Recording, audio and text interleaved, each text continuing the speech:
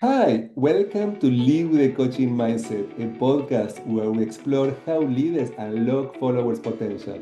I am Dr. Damian Goldvarg and I am very excited to discuss my new book, Live with a Coaching Mindset. Hi, everyone. I'm Elaine Padilla. I'm also a coach, and I will be the host of this podcast. We hope that you find this space inspirational and thought provoking. Let's get into it. Welcome, everyone. This is the podcast, Lead with a Coaching Mindset. And I'm here with Damian Goldvarg today, and we're going to explore chapter one, Leading in Coaching. Damian, how are you today? I'm doing great. Looking forward to the conversation around my first chapter. Great, great. Well, I have a question to ask you. Let's just dive right into it. What are the competencies of a leader manager with a coaching mindset? Well, a leader who develops a coaching mindset is very interested in developing his or her people. So because it's interested in that development, they show interest, genuine interest Mhm. in developing their colleagues' skills.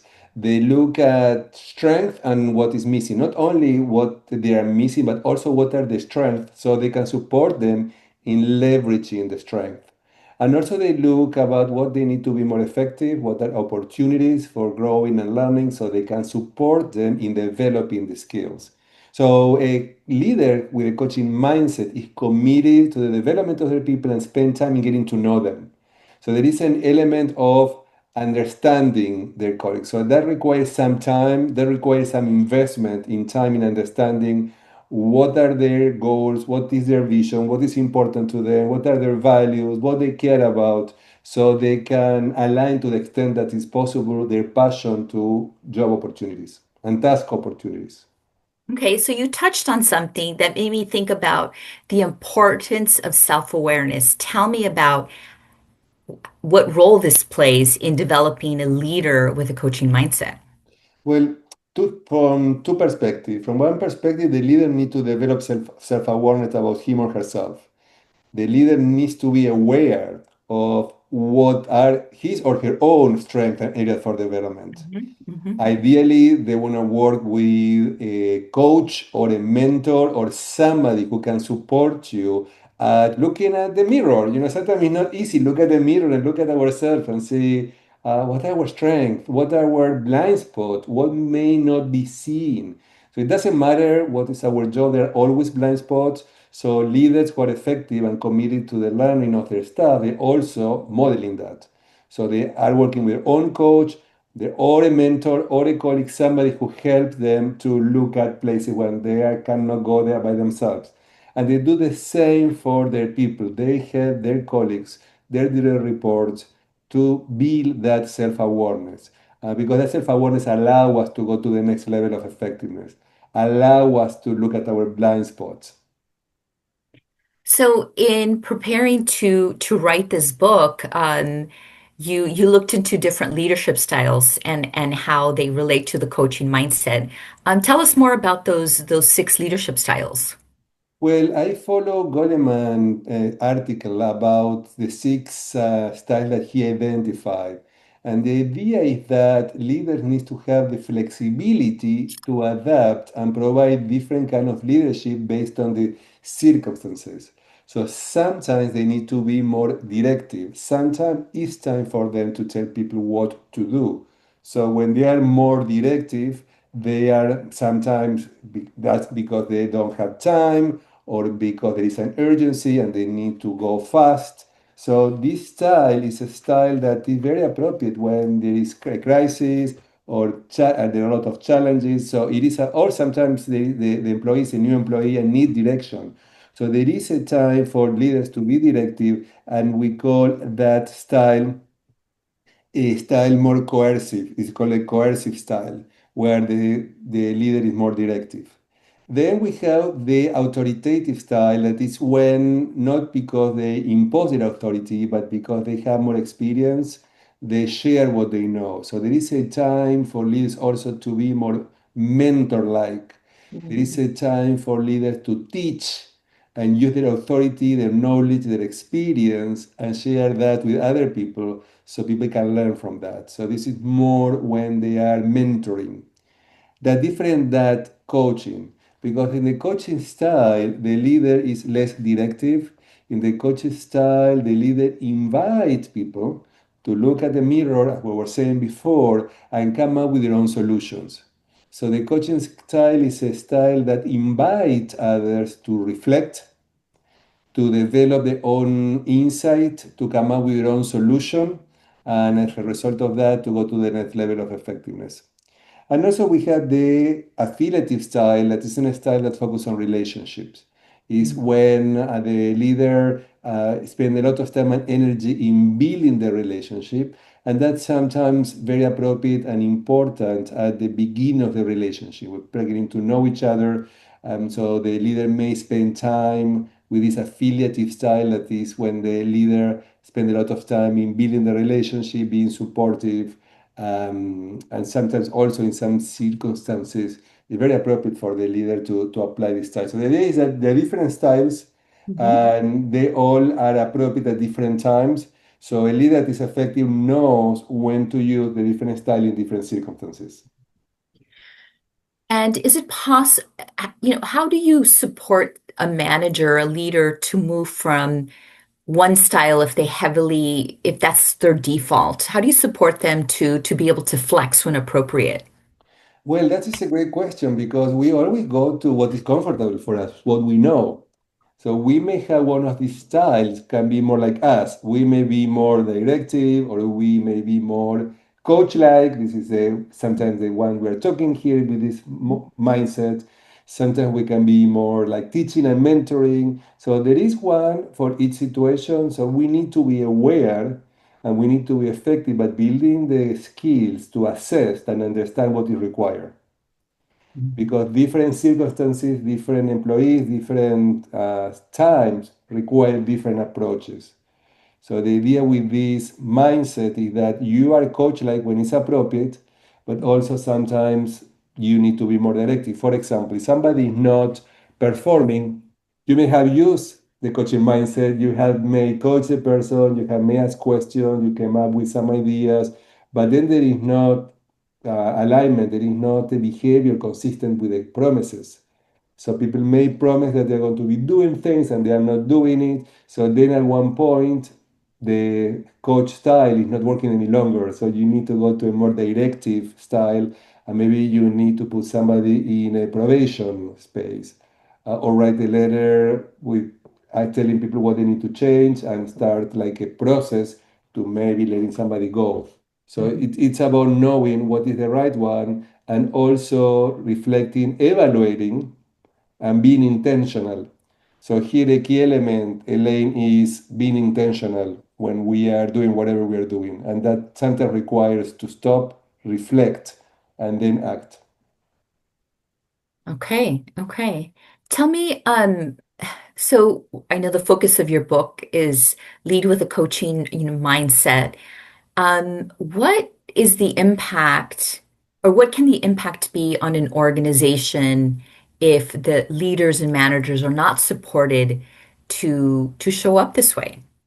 There is some research done by the International Coaching Federation that they compare organizations that invest in what they call a coaching culture, a Mhm. culture where leaders develop coaching skills or they hire coaches or they train internally coaches like at USC where we had the opportunity to collaborate and they show that the organizations that invest in coaching compared to the ones who do not have higher level of loyalty, commitment, engagement, and at the end of the day, productivity and results. So when companies are not investing in developing their leaders and on coaching skills, they miss opportunities for engagement, for productivity, and for results. Damien, the context of the book, you utilize the ICF framework for the core competencies. How did you tell me about how you were inspired to take that framework to utilize it when looking at leaders and developing a coach mindset? Well, Elaine, there are many books on leadership. So when I was thinking what kind of book I wanted to bring to my clients and the world, I was thinking based on my experience of working with leaders for more than 30 years in more than 50 countries, how this book can be different. And what make this book different than others is that I am bringing to the conversation the framework from the International Coach Federation that have all 8 core competencies that all coaches need to demonstrate to be at the professional level. So this framework with these 8 competencies are the competencies that are trained at coaching schools. They are used to evaluate coaches worldwide to get credentialed. And I wrote the different chapters based on these 8 competencies. So like, basically, each chapter is one of the competencies. So one, I start talking the next chapter, chapter 2 is about ethical issues because coaches demonstrate ethical behavior.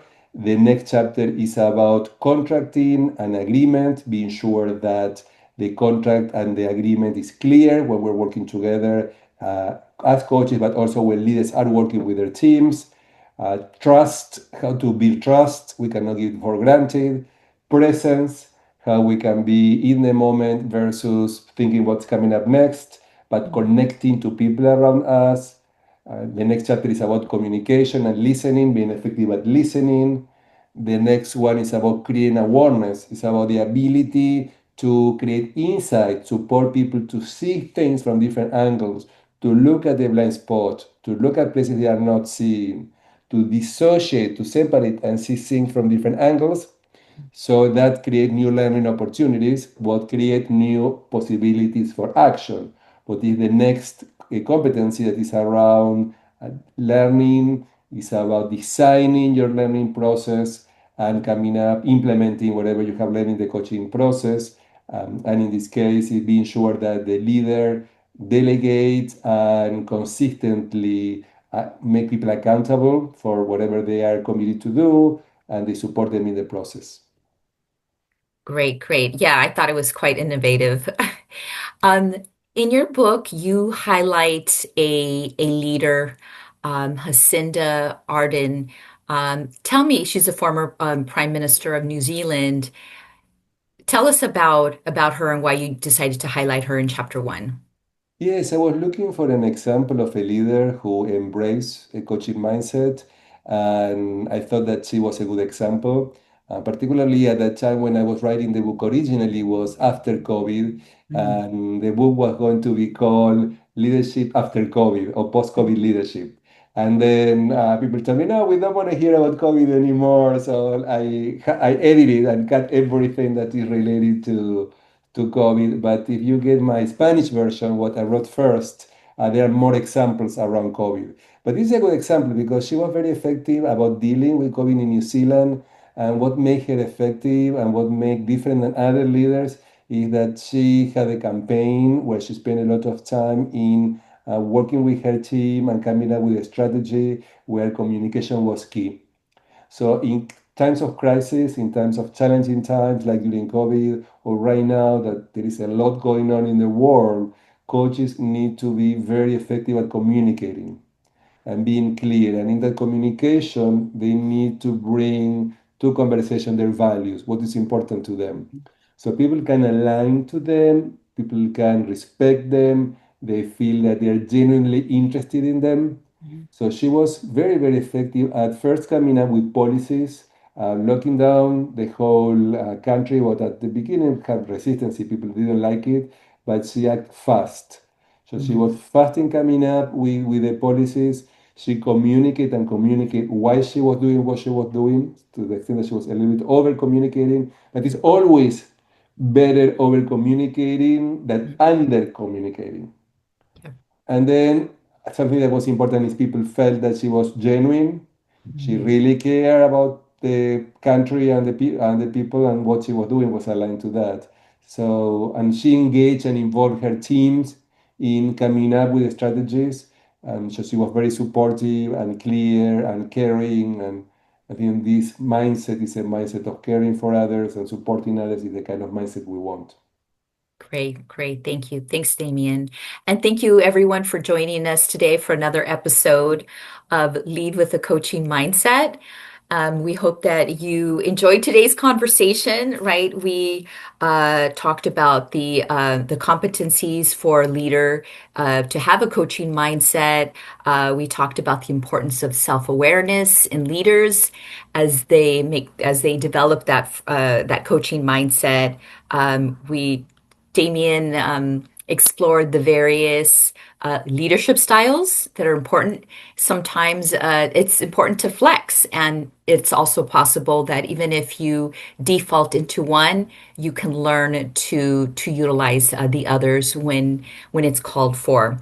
We also explored the impact that if leaders don't have a coaching mindset, how that can impact an organization.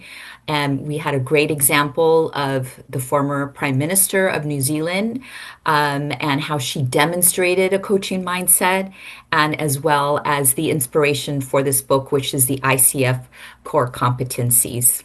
So thank you again, and we'll see you next time. And thank you, Damien.